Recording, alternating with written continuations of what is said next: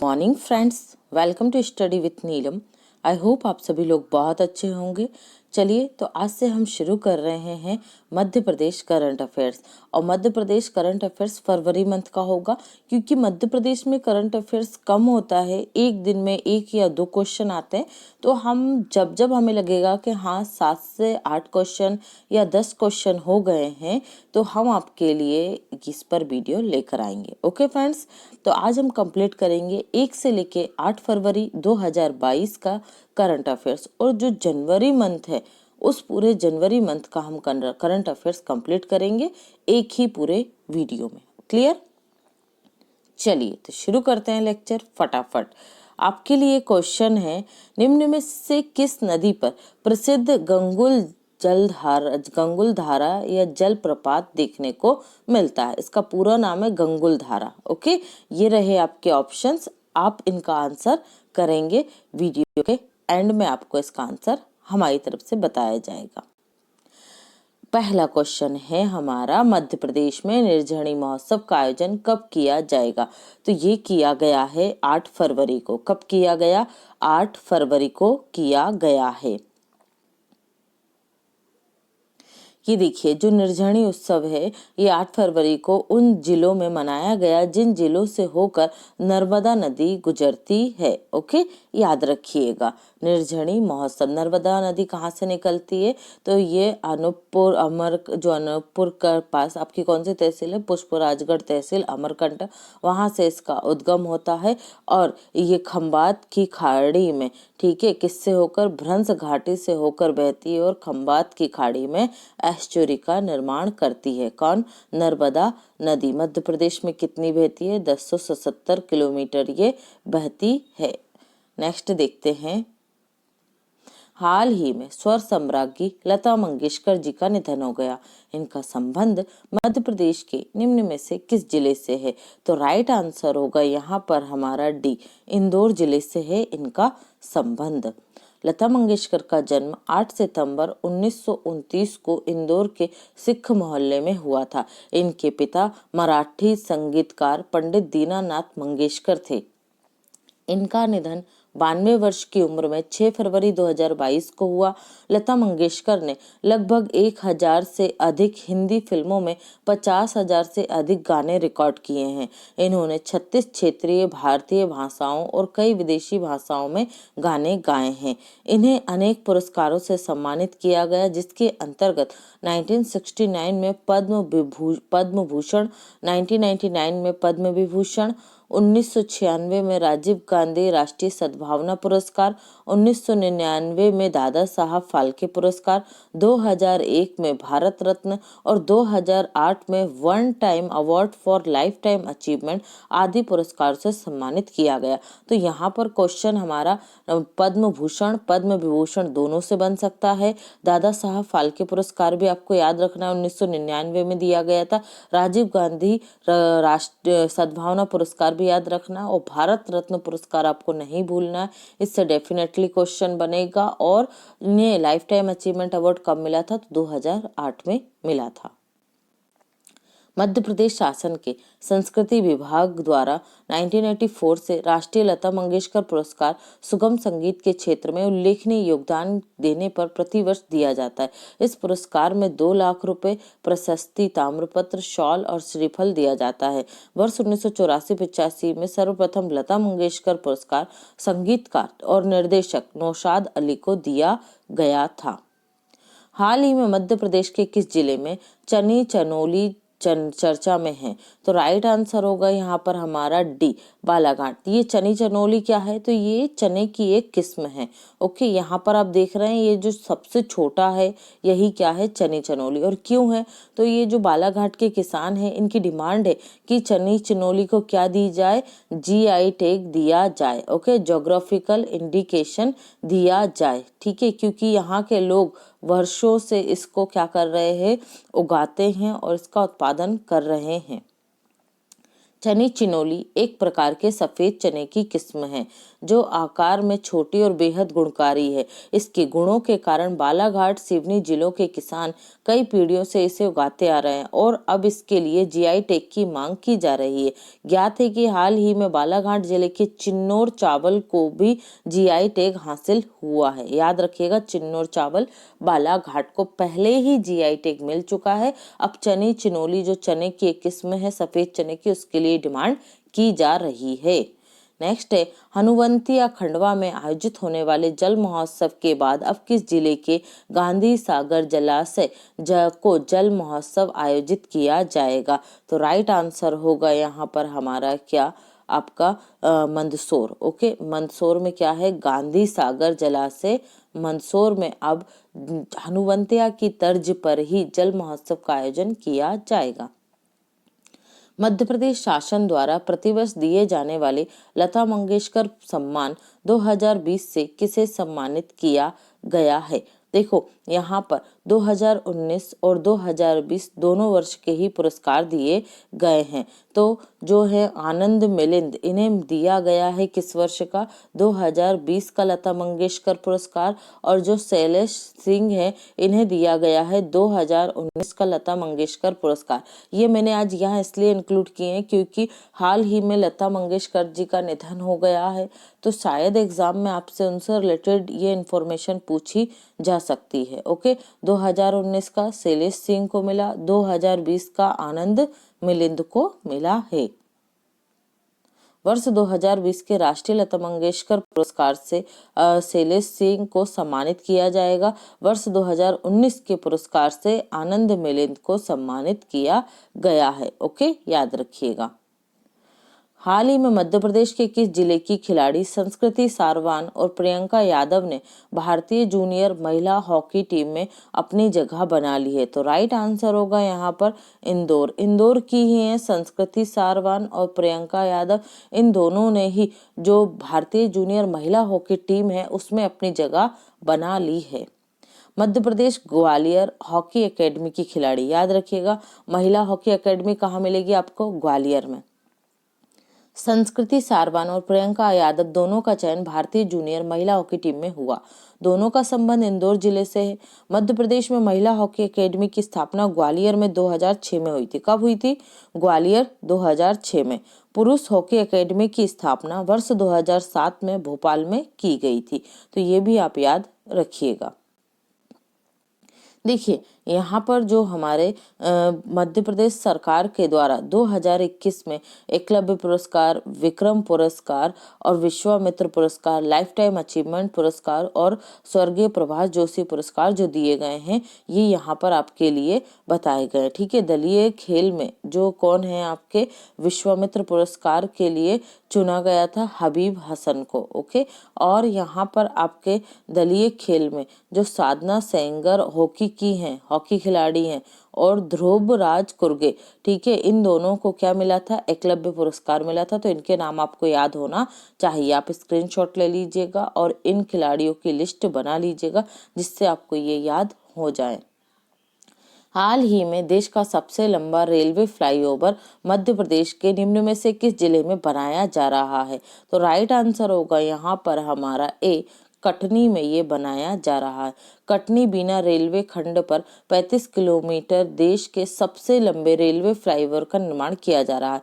पश्चिम मध्य railway Jabalpur के द्वारा यह कटनी में विकसित किया जा रहा है। इस फ्लाईओवर की कुल लागत 1247 करोड़ रुपए होगी। ओके, याद रखिएगा। मध्य प्रदेश सरकार द्वारा वर्ष 2022 से निम्न में से कौन से पुरस्कार प्रारंभ किए जाएंगे? तो राइट आंसर होगा डी, उपरोक्त सभी। जैसे असम सरकार देती है असम गौरव, असम रत्न, और भारत सरकार देती है पद्मश्री, पद्म भूषण, पद्म विभूषण और भारत रत्न, उसी तरह अब मध्य प्रदेश सरकार मध्य प्रदेश रत्न, मध्य प्रदेश गौरव और मध्य प्रदेश श्री पुरस्कार वितरित करेगी। साहित्य, कला, चिकित्सा, विज्ञान आदि के क्षेत्रों में मध्य प्रदेश सरकार के द्वारा इन पुरस्कारों की घोषणा की जाएगी। मध्य प्रदेश गौरव, मध्य प्रदेश रत्न और मध्य प्रदेश श्री, यह पुरस्कार पद्म पुरस्कारों से सम्मानित मध्य प्रदेश के व्यक्तित्वों को दिया जाएगा। इस वर्ष मध्य प्रदेश से पद्म पुरस्कार कितने व्यक्तियों को मिला? 5। तो हम ये आगे देखेंगे। प्रति वर्ष नवंबर माह में कब दिए जाएंगे? नवंबर माह में मध्य प्रदेश सरकार द्वारा इन पुरस्कारों को पद्म पुरस्कारों के विजेताओं को सम्मानित किया जाएगा। मध्य प्रदेश के मुख्यमंत्री शिवराज सिंह चौहान निम्नलिखित में से किस जिले से ग्राम और नगर के जन्म दिवस मनाना प्रारंभ करेंगे? तो राइट आंसर होगा यहाँ पर हमारा ए, सीहोर। सीहोर से ये मनाना प्रारंभ किया जाएगा। मुख्यमंत्री शिवराज सिंह चौहान ने घोषणा की कि राज्य में गांव और नगर के जन्म दिवस को मनाया जाएगा। इसका प्रारंभ सीहोर जिले के जेत गांव से होगा, जहां से सीएम खुद हैं। ओके, बुधनी से उन्होंने चुनाव लड़ा है, बुधनी से, और जेत जो गांव है ये इन्हीं का गांव है। मुख्यमंत्री का विधानसभा क्षेत्र बुधनी विधानसभा क्षेत्र है। इसका उद्देश्य ग्राम विकास से संबंधित जागरूकता के साथ ग्राम के विकास से संबंधित योजनाओं के निर्माण में ग्राम सभा के लोगों की भागीदारी बढ़ानी है। मध्य प्रदेश के निम्न में से किस जिले का गांव बीजकबाड़ा देश में स्वीट कॉर्न उत्पादन के रूप में अपनी पहचान बना रहा है?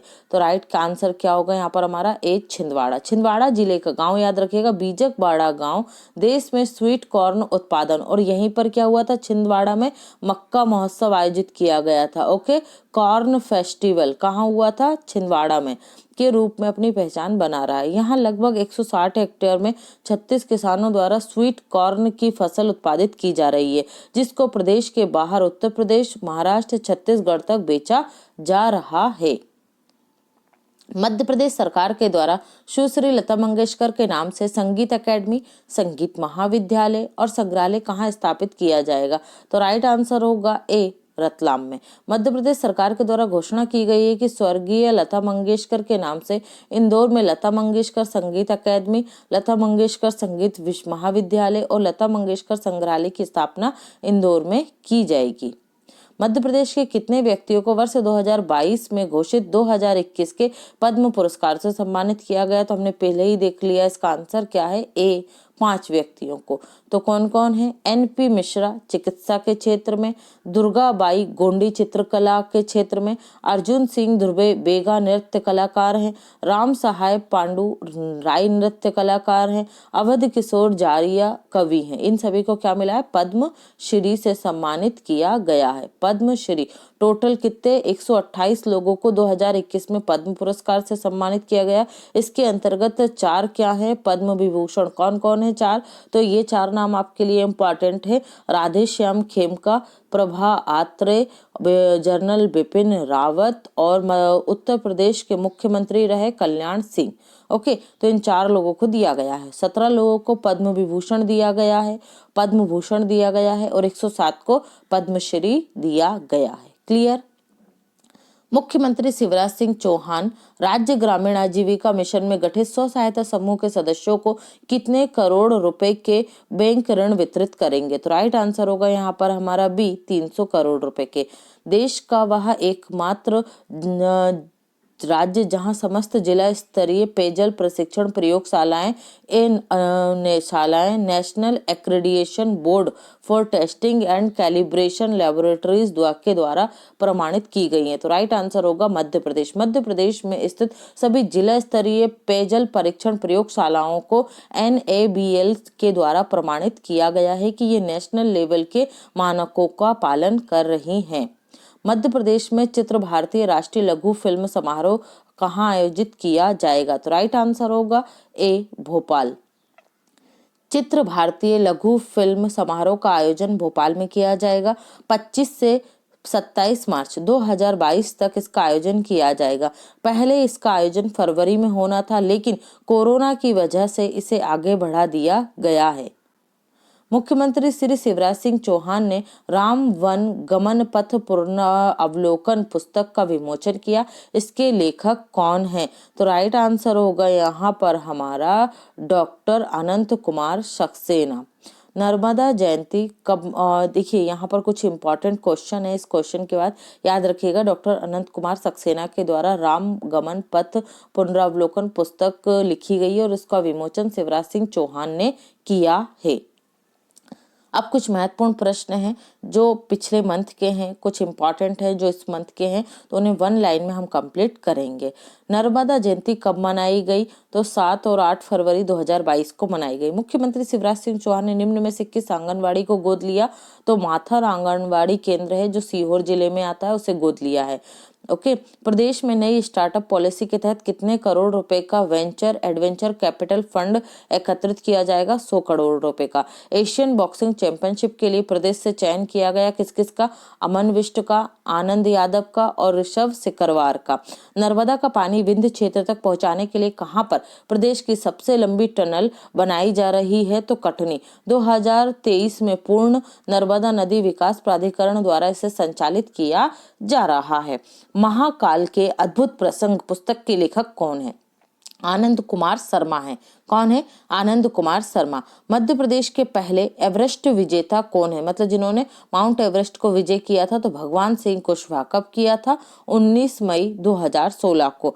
प्रदेश के किस शहर को देश का स्टार्टअप कैपिटल बनाने की बात की जा रही है? इंदौर को। राज्य शासन के किस विभाग के द्वारा मध्य प्रदेश राज्य परिसंपत्ति प्रबंधन कंपनी SPV का गठन किया गया? लोक परिसंपत्ति प्रबंधन विभाग के द्वारा। मुख्यमंत्री शिवराज सिंह चौहान की घोषणा के तहत प्रदेश में किस दिन को विमुक्ति जनजातियों के लिए दिवस के रूप में मनाया जाएगा? तो 31 अगस्त को। प्रदेश के किस जिले को 3 करोड़ से अधिक की राशि से राष्ट्रीय पुरातत्व संग्रहालय के माध्यम से संवारा जाएगा? तो राहतगढ़ के किले को संवारा जाएगा। ये कहाँ पर है? सागर में है। किनके द्वारा बनवाया गया? गोंड राजाओं के द्वारा निर्मित किया गया। लाडली लक्ष्मी योजना के तहत बेटियों का अनुपात 927 से बढ़कर कितना हो गया है? 956 हो गया है। ये राज्य सरकार के आंकड़े हैं।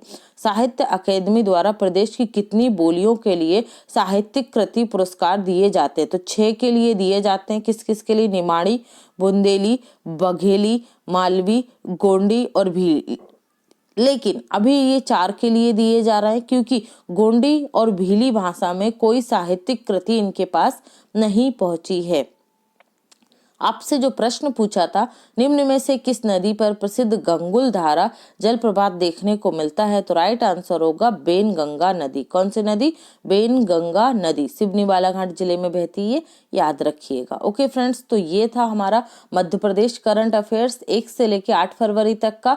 और जैसे जैसे इसमें हमारे पास क्वेश्चन करंट के ऐड होते जाएंगे, वैसे वैसे आपको लेक्चर मिलता जाएगा। ये जरूरी नहीं है कि लेक्चर डेली आए, लेकिन ये जरूरी है कि लेक्चर आएगा ही आएगा। Okay friends, thanks for watching and take care.